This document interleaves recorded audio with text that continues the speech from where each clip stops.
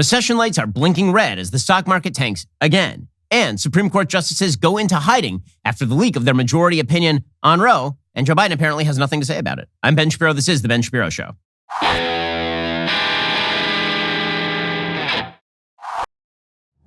Ben Shapiro Show is sponsored by ExpressVPN. Protect your online privacy today at expressvpn.com/Ben. We'll get to all the news in just one moment. First, here is your reminder.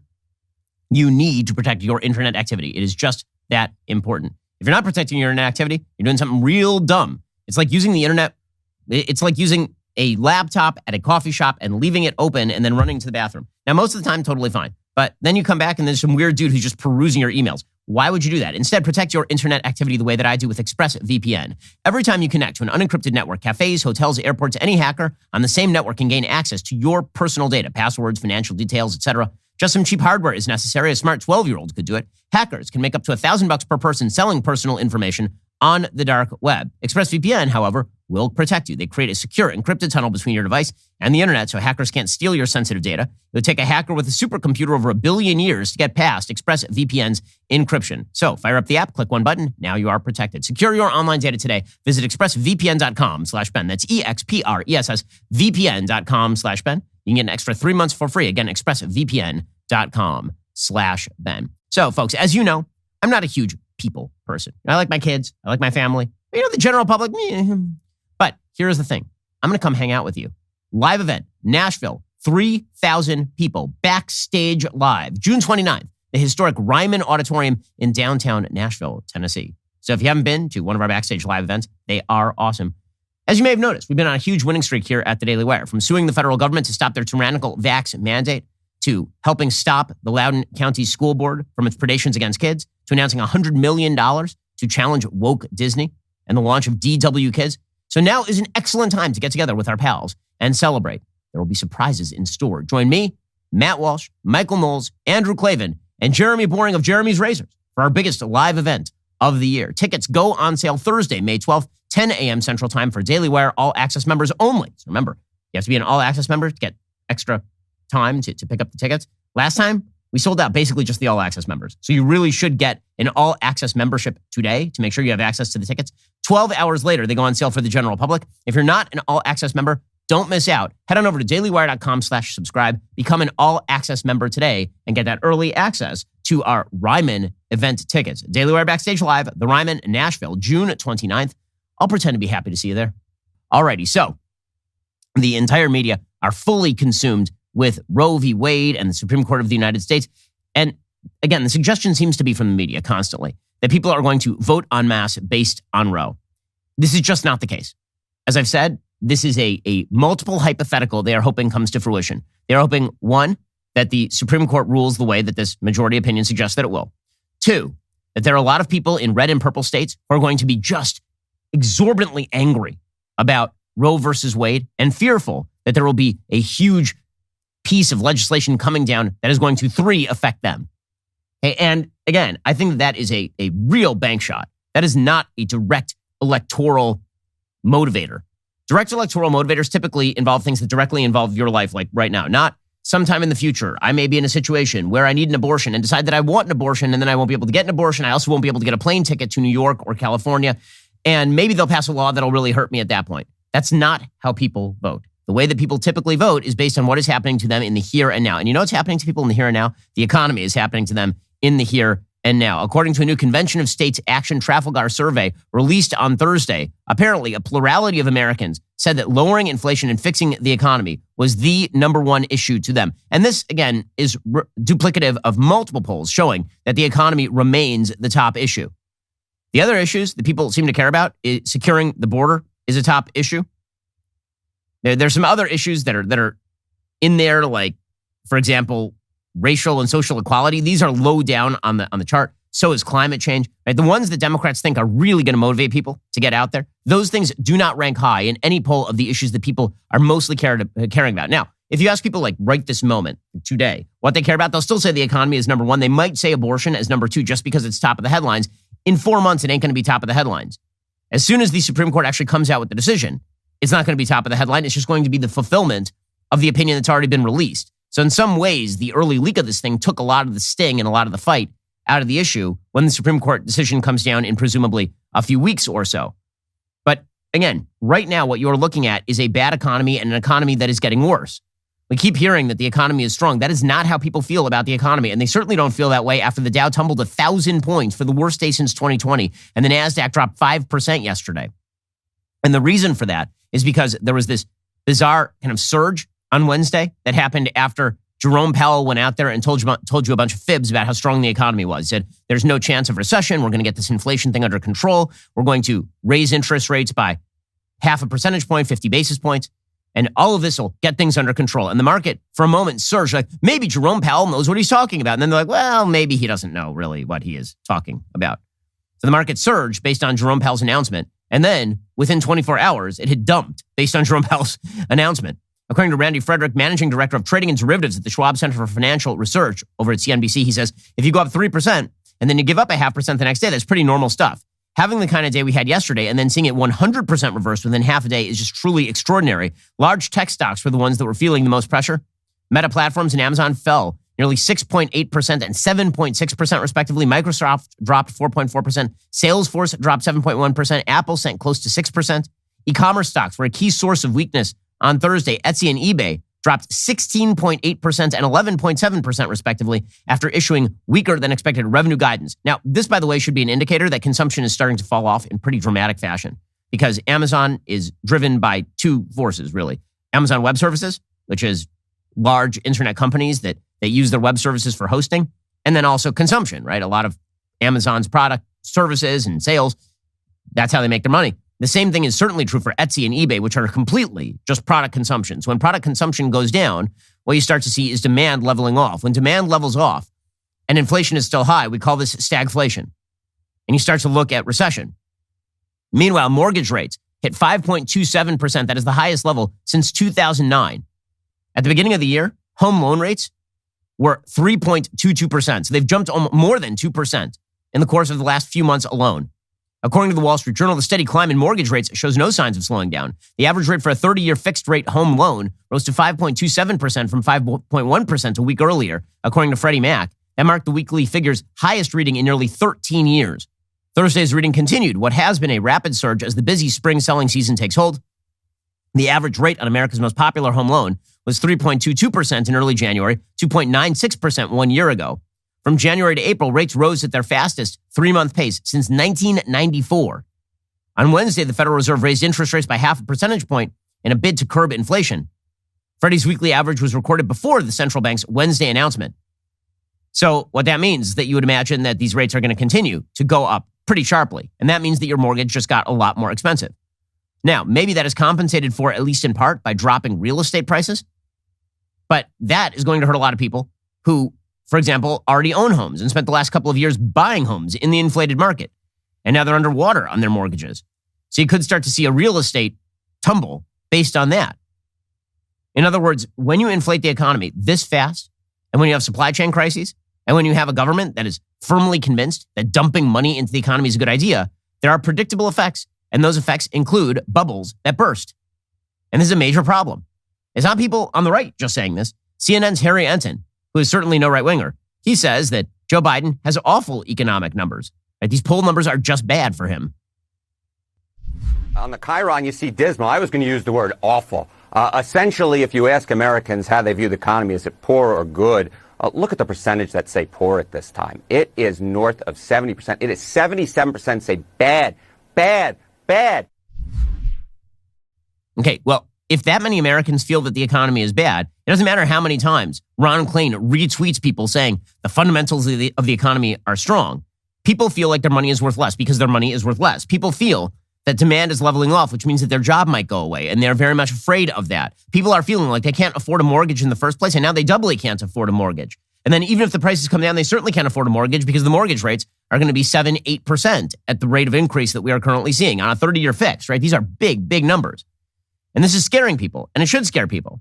What this really means is that there's a good shot a recession is coming. The only question is when. According to former Obama advisor Steve Ratner, he says, yeah, the recession is coming. There's talk about recession. Chairman Powell said yesterday that he was aiming for a, quote, softish landing. I don't know how you would feel if you were on a plane and the pilot announced that he was aiming for a softish landing. And it's a real question as to where this is going and how high rates will go, how high inflation will go, and what the impact of that will be on the economy, especially as we go into the midterms next year. Former Biden advisor Jared Bernstein is saying the same thing. This is a former advisor to Joe Biden when he was vice president of the United States. He says, I can't rule out a recession here because no one can rule out a recession here. And again, this is brought about by bad government policy. Yes, there are supply chain crises. They're not impacting Europe the same way they're impacting the United States. This is a Federal Reserve, federal government policy, and it has generated a really, really dangerous time in the American economy. Can you tell the American people that we're not headed for a recession? I can tell the American people that we are much better positioned when it comes to that recession question than pretty much any other advanced economy I've seen. But probably more importantly, you can't rule it out, is what I'm hearing. Hold on. You can never rule anything out. You can never rule anything out. Okay, so here's the truth. I speak to investors on a routine basis, and the problem is because nobody knows where the economy is going, people are starting to get very tentative about where they put their money. Do you put it in real estate with these giant mortgage rates, knowing that the real estate prices are probably going to drop? Or do you just wait? Do you put your money into tech stocks, knowing that the tech stocks are starting to fall pretty dramatically? Or do you just wait? Do you put your money into bonds, knowing that the federal government has inflationary policies that could kick back in a couple of years down the line? Or do you just wait? Do you just take your money out of the economy and sit on it? This is a major problem during the Obama era. During the Obama era, there are trillions of business investment dollars sitting on the sidelines because of the uncertainty about the economy, because of the regulatory policy of the administration. And it looks a lot like that. It feels a lot like that. If you're an investor, really, if you have like some loose money sitting on the sidelines, where do you put it right now? And people don't know the answer. Right? A few months ago, it was like you just put it anywhere, right? A few months ago, it's like buy an NFT, buy a gorilla NFT, and it'll be totally fine. A few months ago, it's like just throw your money at some marginal real estate. It'll probably go up. There's this irrational exuberance, as Alan Greenspan used to suggest. And that irrational exuberance sort of repeated itself. So we saw a bubble, and now we are starting to see the bubble burst. Already coming up, you may have noticed that the economy is increasingly turning toward the worst. The Biden administration is just doubling down on stupid. Well, this might be a good time to diversify your asset base. So I'm an owner of some Bitcoin. I own some Ethereum. And I recommend that you take at least a little bit of your asset base and put it in crypto, which is why you might want to take a look at opening up an Alto Crypto IRA account with as little as $10. With an Alto Crypto IRA, you can trade crypto like Bitcoin and avoid or defer the taxes. Get into investing in crypto. Do it in a tax-advantaged retirement account. Alto's Crypto IRA is the easy way to get crypto into an IRA. You can trade all you want without the tax headache. Create an account in just a few minutes. Invest with as little as $10. No setup charges, no account fees. Secure trading 24/7 through Alto's integration with Coinbase. They've got 150 plus coins available, including Bitcoin, Ethereum, and Cardano. Open an Alto Crypto IRA account again with as little as $10. Dip a toe in the water. Again, I speak from experience. I own Bitcoin. I own Ethereum. And I'm a big Bitcoin advocate, as you know. Just go to altoira.com/Ben to get started. That's ALTOIRA.com/Ben. Start investing in cryptocurrency today. Go to altoira.com/Ben. And again, they have these accounts that help you defer the taxes in a tax-advantaged retirement account. Start investing today. altoira.com/Ben. The problem, one of the big problems here is that you have an administration and a Federal Reserve that is still attempting to remake America according to its preferred political policies, which is pretty amazing. A few weeks ago, Ezra Klein did an interview with Larry Summers. And in that interview with Larry Summers, he basically let the cat out of the bag. He said, I'm looking at these economic numbers and the inflation numbers, and I know that reality doesn't have to comport with my view of what reality ought to be, but it makes me sad that we really tried to run the economy hot in order to help the people at the bottom of the economic spectrum, and those are the people getting hurt the worst. And it's like, yes, of course, that's always how it works. When you inflate the economy, when you pursue bad economic policy that creates bad risk assessment, that creates bubbles that then burst. But what Ezra Klein said was, I think, the way that the left views things, which is, well, in any case, when things get bad, the people at the bottom get hit hardest. When things are good, people at the bottom aren't benefiting enough. Therefore, we should always pervert policy toward the people at the bottom of the economic spectrum. Now, the problem with that, listen, we can all be sympathetic to people at the bottom of the economic spectrum. The problem is when you create perverse incentives, the people who tend to take the perverse incentives are the people at the bottom of the economic spectrum who then end up holding the bag when the music stops. And that's precisely what happened in 2007, 2008. We promoted subprime mortgages to people who literally had no ability to pay back those mortgages on the assumption that the real estate prices would continue to rise. And then they didn't rise. And then everybody went underwater. And then everybody went bankrupt. And now you are starting to see, it's amazing how history, this isn't even history repeating itself or rhyming. It's just history.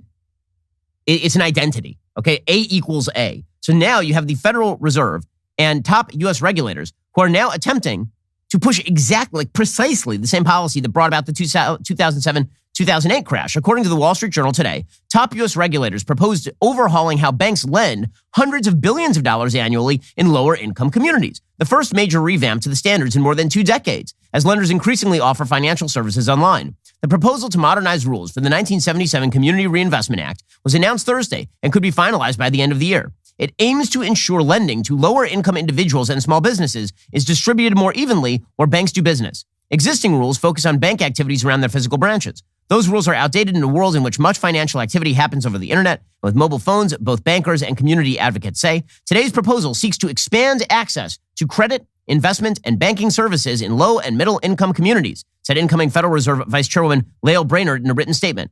The Fed is one of 3 regulators rewriting the lending rules. The other 2, the Office of the Comptroller of the Currency and the Federal Deposit Insurance Corp, also signed off on the proposal on Thursday. The regulators will collect public comment on the proposal through early August before writing final rules. Congressional approval is not necessary. Under the plan, large banks would face expanded scrutiny of their auto lending activities if such loans comprise a significant portion of their business in addition to mortgages and small business loans. Officials cited the importance of auto loans to lower-income borrowers in explaining the added scrutiny.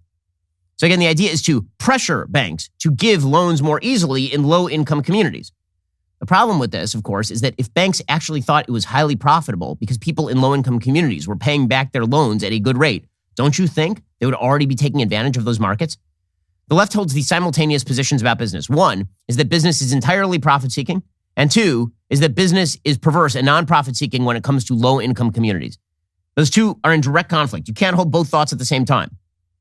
You see the same thing with the left view of how business treats women, right? Women are paid 77 cents on the dollar. So why wouldn't every profit-seeking, evil, greedy business hire only women? So you can't have it quite both ways, but the left always wants to have it both ways. According to the Wall Street Journal, the Community Reinvestment Act is designed to end redlining banks' historical practice of avoiding lending in certain areas, often lower-income communities, frequently leading to stark economic disparities along racial lines. The law is one of the major tools the government uses to encourage banks to lend more to low and moderate-income communities. So again, they're now promoting rules that they are hoping are going to expand lending. I mean, right now, they're trying to dry up the credit to prevent the inflation. But at the same time, they want to make it looser in terms of how you lend in low-income communities, which are the most vulnerable communities in terms of which people are least likely to pay back loans. And then you wonder, well, how bubbles are created? It's because of stuff like this. So get ready for economic pain, because this administration has no plans up its sleeve other than economic pain. Nothing they do is designed toward actually solidifying the economy, making business people feel more comfortable with their investments, making people feel like the economy is going to continue to expand. I mean, you have the Treasury Secretary openly saying that countries attempting to make friendlier business climates is a race to the bottom. And then you're wondering why people are taking trillions of dollars out of their investments, cashing out, and taking that cash and putting it on the sidelines. That would be the reason why. Meanwhile, the Democrats are pursuing radical social policy. So justices, I mean, this is kind of an amazing thing. And I got to put this on John Roberts at this point. John Roberts needs to just release the majority opinion in Roe and be done. I think it's an actual sin what John Roberts is doing right now. If John Roberts thinks that a few additional weeks of consideration of this issue, when we already have the majority opinion, so he can change a few lines here or there and we can go through our process and this will uphold the institutional authority of the Supreme Court, and then everybody will be happier when we release a very similar opinion to the one that we already saw from Justice Alito. If he thinks that upholds the institutional integrity of the Supreme Court, he's out of his mind. Roberts has been wrong every step of the way on this sort of stuff, by the way. Roberts, every time he says he wants to uphold the institutional integrity of the Supreme Court, he does something that undermines the institutional integrity of the Supreme Court. He'll be like, yeah, we can't knock down Obamacare. That'll undermine the integrity of the Supreme Court. So I'm going to write this decision where in one part of the decision, I call Obamacare a tax, and in another part, I call it not a tax in the same decision. This is the kind of stuff that Justice Roberts does. Well, right now, the thing that needs to happen is the Band-Aid needs to get pulled off. And it really needs to get pulled off for very practical safety reasons. Because there are people positing online right now. There was a British commentator who posited online a thought experiment, a trolley experiment.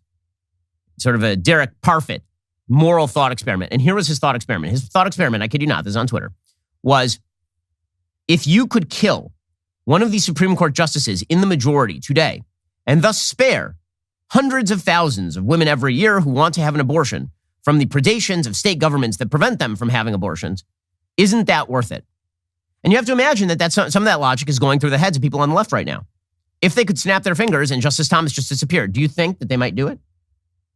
I'm not suggesting that every single person who opposes the decision is a potential assassin, of course. That'd be ridiculous. But if you are worried about the safety of justices, as you should be since they are now in hiding and a huge fence is out at the Supreme Court, a non-scalable fence is now out around the Supreme Court. If you're worried about that, shouldn't you just release the opinion? Because right now we are still at this inflection point with regard to this particular decision. And Democrats keep running the rhetoric extremely hot here, like really, really hot. According to the UK Daily Mail, left-wing groups are currently planning to send activists and protesters to the homes of conservative justices, to their houses. An activist group called Ruth Sent Us, as in Ruth Bader Ginsburg, who certainly would not be in favor of this, has published the supposed addresses of Alito, Thomas, Gorsuch, Kavanaugh, Coney Barrett, and Roberts, and are planning walk-bys of their homes Wednesday, May 11th. The group's website says our 6'3" extremist Supreme Court routinely issues rulings that hurt women, racial minorities, LGBTQ+, and immigrant rights. We must rise up to force accountability using a diversity of tactics. This is extraordinarily dangerous stuff. Roberts needs to release the opinion and be done. Because until that opinion is released, these people really believe that they can either threaten or maybe do violence to a justice in order to achieve their goals. What Roberts is doing right now is sinful. Already coming up, you have people who are literally going to justices' homes to threaten them. And the White House, shockingly, they have nothing to say about this. These are all the people who love democratic norms and the rule of law. These are people who are definitely not insurrectiony in any way. Get to that in just one moment. First, are you a small business? Well, I have a question for you. Have you ever had an issue with employee attendance? Have you had an employee altercation in the workplace? Have you ever stressed about navigating through HR compliance? Here's the thing. When you create a business, you never think about HR. But that is the issue that can end your business if you don't do it right, which is why you need Bambee. Bambee helps small business owners implement good HR practices. It's an HR platform built for businesses like yours, so you can automate the most important HR practices and get your own dedicated HR manager. An in-house HR manager can cost up to $80,000 a year. With Bambee, your dedicated HR manager starts just $99 a month. No hidden fees, you can cancel anytime. And Bambee's HR Autopilot automates your core policies, workplace training, and employee feedback. Then, your dedicated HR manager will help you navigate the more complex parts of HR and guide you to compliance. Available by phone, email, or real-time chat. Go to Bambee.com/Shapiro right now for your free HR audit. You run your business, let Bambee run your HR. Spelled BAMBEE.com/Shapiro. That's Bambee.com/Shapiro. Go check them out right now. BAMBEE.com/Shapiro to get started and make sure that your HR is running on all available cylinders. So Jen Psaki yesterday, the outgoing White House press secretary, she's going to go get her slot, grab some cash over on MSNBC. She was over on CNN before, so she's just moving around the left-wing networks and then into the friendly White House and then out again. So she was asked specifically about people doing these walk-by protests of justices' houses, which is insane. And here she was saying, refusing to condemn people protesting outside justices' houses, which is a pure intimidation tactic. It's crazy. And here's the White House. I mean, again, this is the norms crowd. Sounds kind of insurrection-y, to be honest with you. Here's Jen Psaki. These activists posted a map with the home addresses of the Supreme Court justices. Is that the kind of thing this president wants to help your side make their point? Look, I think the president's view is that there's a lot of passion, a lot of fear, a lot of sadness from many, many people across this country about what they saw in that leaked document. That's insane. That's an insane answer. A lot of passion and fear. So what? You get to go to justices' homes now? This is amazing stuff. This is the same group of people who, when Sarah Palin put out a map at one point, just showing congressional districts with targets on them for Republicans to put their money into. And then there was a shooting that had nothing to do with that congressional map. She was blamed as somebody who had put a target on the back of Gabby Giffords. It was a major national issue at the time. Barack Obama basically went to Arizona and implied the same thing. That sort of rhetoric was apparently out of bounds. Now you have the White House refusing to condemn people showing up at the homes of Supreme Court justices they disagree with. That's crazy talk. That's nuts. But that's how radical this White House is. And they think they're going to win electorally based on this strategy?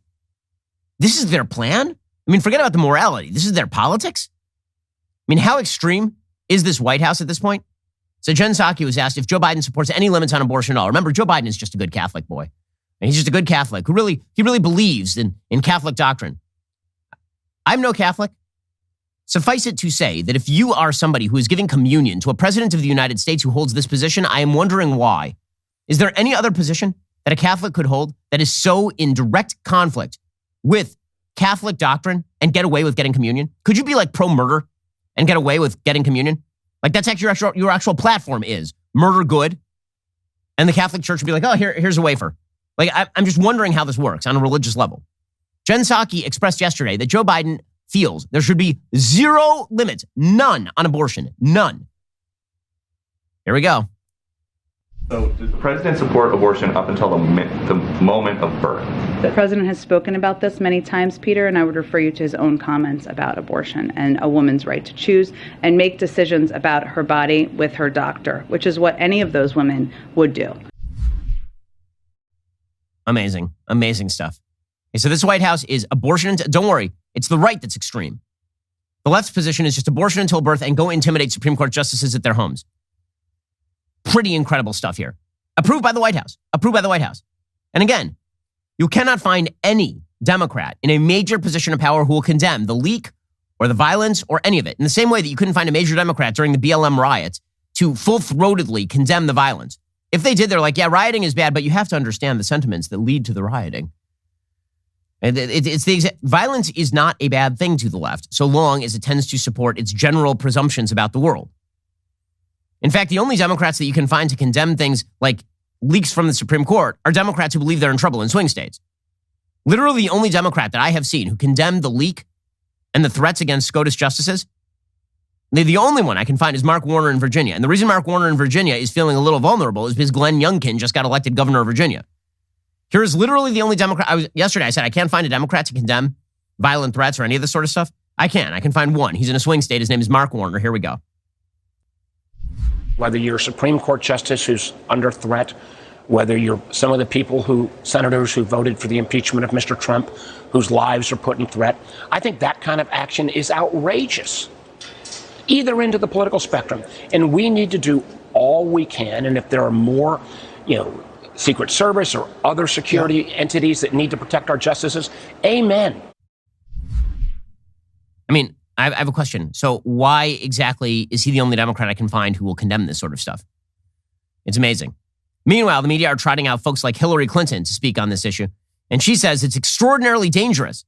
Overturning Roe's dangerous. Not going outside justices' homes with the approval of the White House. Overturning Roe and letting people vote on the issue, that's dangerous. Here's Hillary Rodham Clinton. This opinion is dark. It is incredibly dangerous, and it is not just about a woman's right to choose. It is about much more than that. And I hope people now are fully aware of what we're up against, because the only answer is at the ballot box to elect people who will stand up for every American's rights. And any American who says, look, I'm not a woman, this doesn't affect me, I'm not black, that doesn't affect me, I'm not gay, that doesn't affect me. Once you allow this kind of extreme power to take hold, you have no idea. It's amazing. So it's now extreme power allowing it to take hold when the justices do not usurp the authority of state legislatures and actually just revert that authority back to state legislatures. Also, again, notice how for Democrats, when they are arguing over this Roe thing, they never just argue the Roe thing. They don't argue about the abortion laws. Instead, it's about so much more than that. It's about so much more than that. Okay, this is like when you have an argument with your spouse and the argument is about something stupid. The argument's about like who's washing the dishes. And suddenly it blows up. And it's like, it's not just about the dishes. It's about all these other things. Like, wait, I thought it was just about the dishes. Okay, with Democrats and abortion, it can never just be about abortion because they lose that argument. So instead, it's about all the other things. Don't you see what's coming down the pike? Don't you see this is why you see Democrats being like, they're going to ban interracial marriage again. They're going to ban contraceptives. Yes, I'm sure, guys. I'm sure. By the way, as I said earlier, they're not even going to ban same-sex marriage again. The Supreme Court says in this decision that they are not even going to revisit Obergefell. And as I said before, regardless of what you feel about same-sex marriage, there is no Supreme Court precedent before Obergefell that suggests a long-standing national right to same-sex marriage. But they're not even going to revisit that. So all this slippery slope talk is just an easy way for you guys to avoid the actual issue here, which is the Supreme Court got out of the abortion business here and said that states now get to vote on the most critical life issue in America, which is the way that it's supposed to work under the federalist system. So it's an amazing thing. Meanwhile, Democrats, again, the rhetoric just gets more and more extreme. If they think that, I'm bewildered by these folks. They have no interest in fixing the economy. They have no interest in fixing the border, the things that people are actually going to vote based on. Instead, they think that if they just rant and rave about Emily's list, that somehow massive numbers of Americans are going to be motivated to turn up at the ballot box. No, they will not. No, they will not. How do I know this? Texas basically made abortion illegal almost a year ago at this point. And you know who's shown up at the ballot box to punish Texas? No one. No one. Senator Mazie Hirono, who is the dumbest person in the United States Senate by a long shot. She is truly a mental derelict. She's just, there's nothing going on upstairs for Mazie Hirono.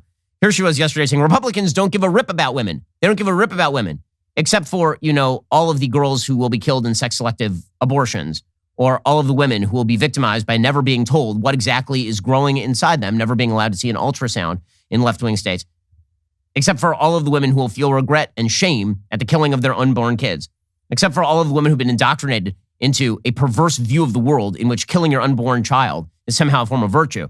Yeah, we don't care about women except for any of those things. Here's Mazie Hirono doing her shtick. Fundamentally, Republicans don't give a rip about women.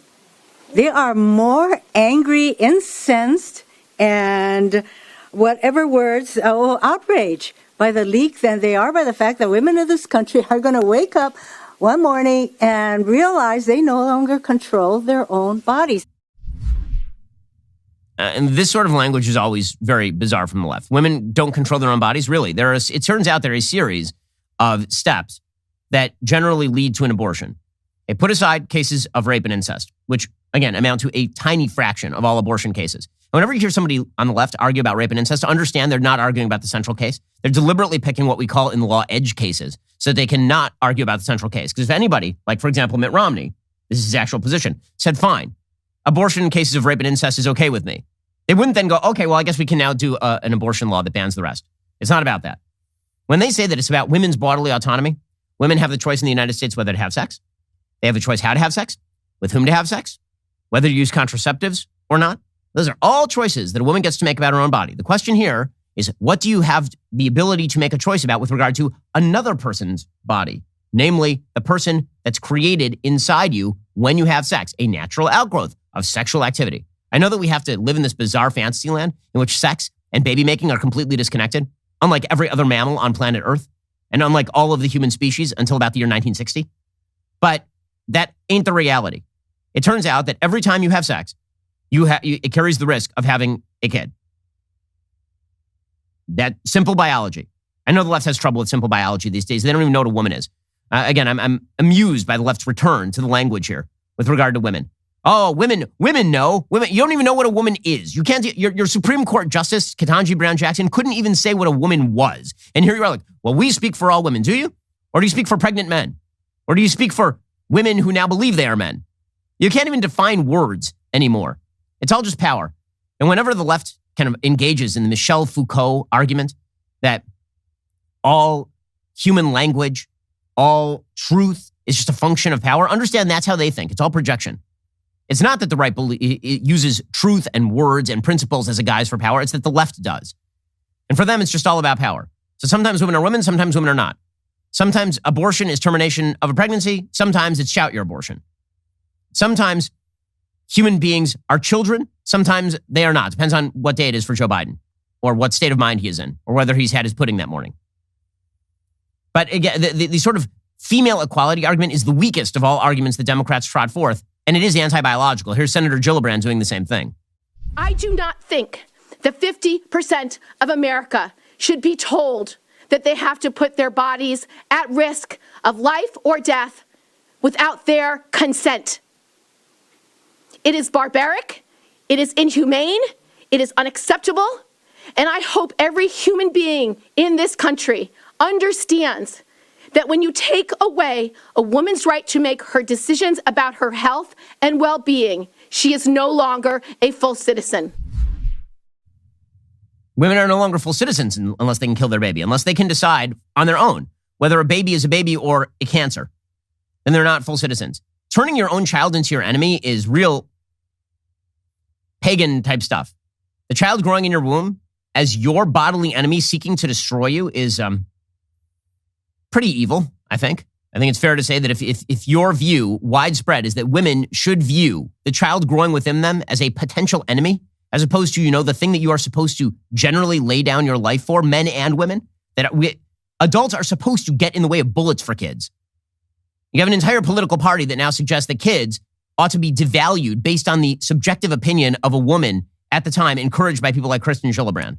Democratic language on abortion is so hideous. It's so ugly. You can understand why they try to argue that the abortion issue is really about all these other issues, because when they argue about the issue itself, it sounds really, really morally disgusting. We'll get to that in just one moment. First, Cuts Clothing. Let me tell you, the best shirts on the market, Cuts Clothing. All my t-shirts, Cuts Clothing. They fit great. They're extremely durable. They always look terrific.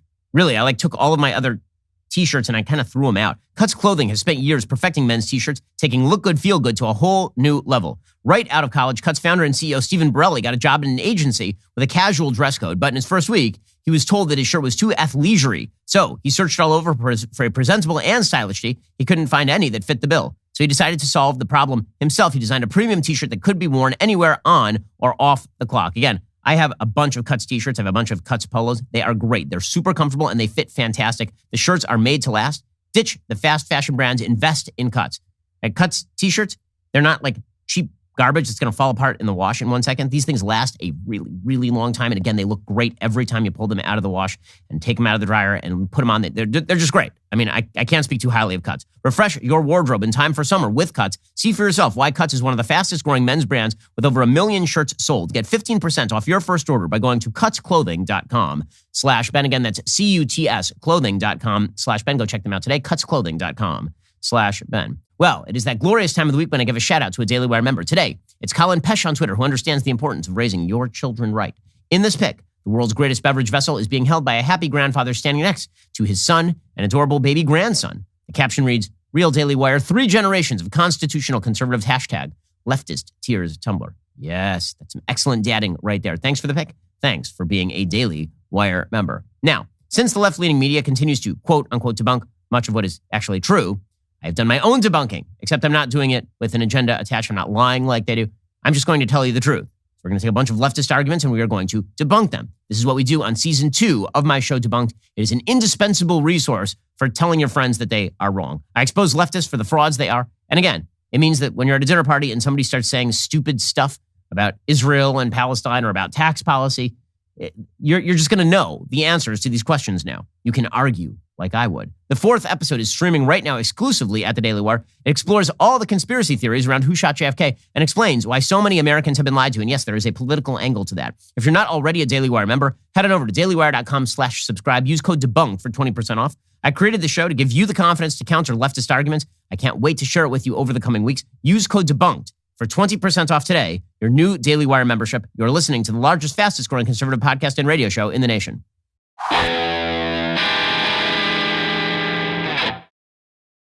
Stacey Abrams, the great and sainted Stacey Abrams, the heroine of the Republic.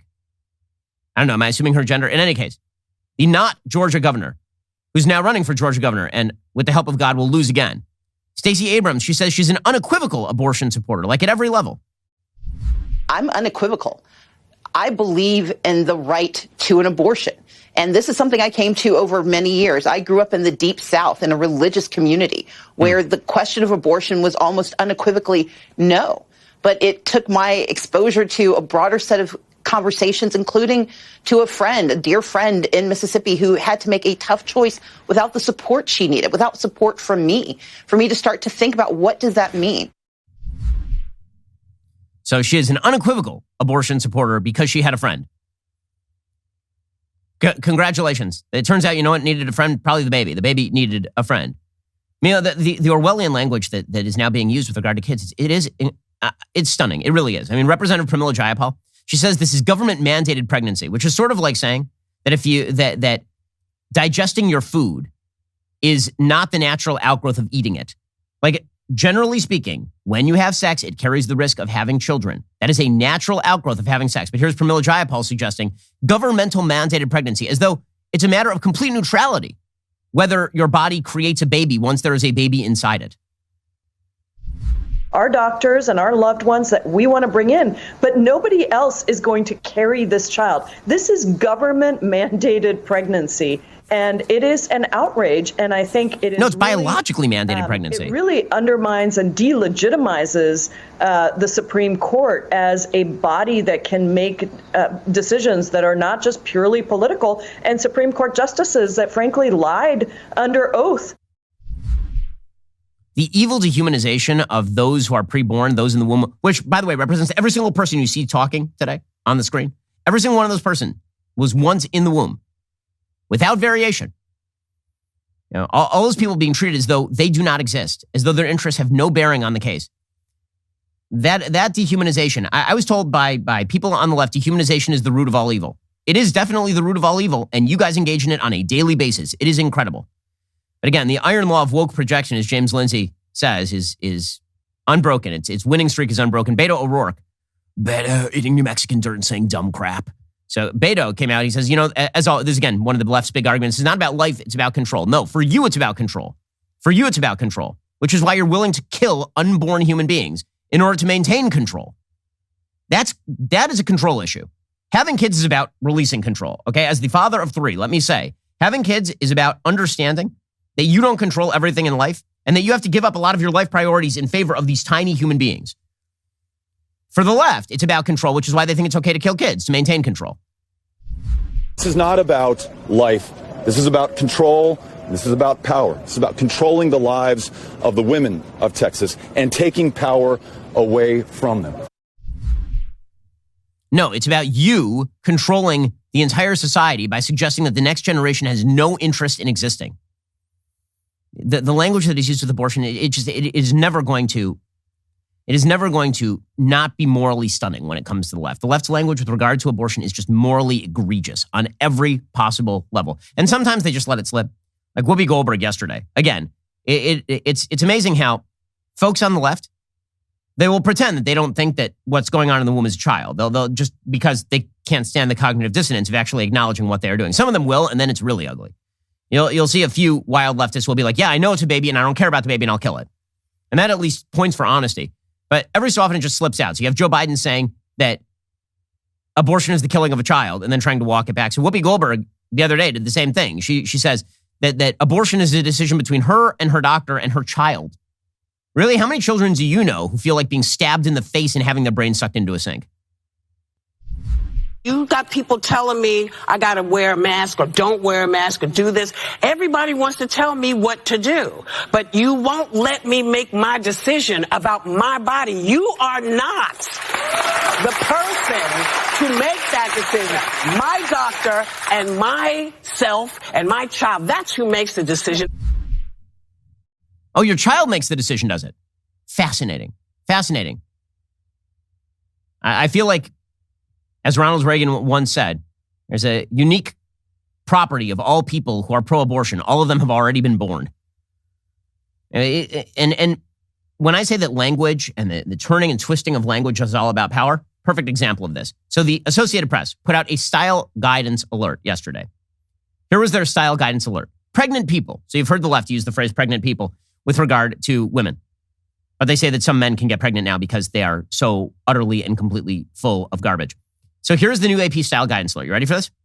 Phrasing like pregnant people or people who seek an abortion seeks to include people who have those experiences but do not identify as women, such as some transgender men and some non-binary people. Such phrasing should be confined to stories that specifically address the experiences of people who do not identify as women. See gender, sex, and sexual orientation. Okay, so understand what the AP is doing right here. They're making a linguistic excuse for why you can make a war on women argument about abortion and then switch right over and say that some men are women. They're saying that when you're writing about abortion, you should use the term women so that you can talk about how women are being attacked by men. But then when you're talking about transgenderism, then you should use pregnant people so as not to offend the women who believe they are men. Language is just a pure tool of political narrative and power. That's what the AP is saying right there. And in the end, that's what it comes down to for the left. It's all about the power. It has always been about the power. It will always continue to be about the power. And that power to apparently kill the unborn is of deep importance to the left, deep and abiding importance to the left in a fundamental way, which should say something pretty deep and abiding about leftist perspectives on the world and why they should never be allowed this sort of power. Alrighty, we'll be back here later today with an additional hour of content.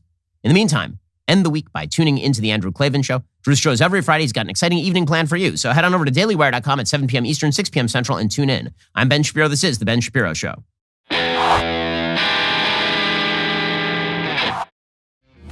The Ben Shapiro Show is produced by Bradford Carrington, executive producer Jeremy Boring, supervising producer Mathis Glover, production manager Pavel Wydowski, associate producer Savannah Dominguez Morris, editor Adam Sayevitz, audio mixer Mike Coromina, hair and makeup artist and wardrobe Fabiola Cristina, production coordinator Jessica Kranz. The Ben Shapiro Show is a Daily Wire production. Copyright Daily Wire 2022. Hey everybody, this is Andrew Klavan, host of The Andrew Klavan Show. You know, some people are depressed because the Republic is collapsing, the end of days is approaching, and the moon's turned to blood. But on The Andrew Klavan Show, that's where the fun just gets started. So come on over to The Andrew Klavan Show and laugh your way through the fall of the Republic with me, Andrew Klavan.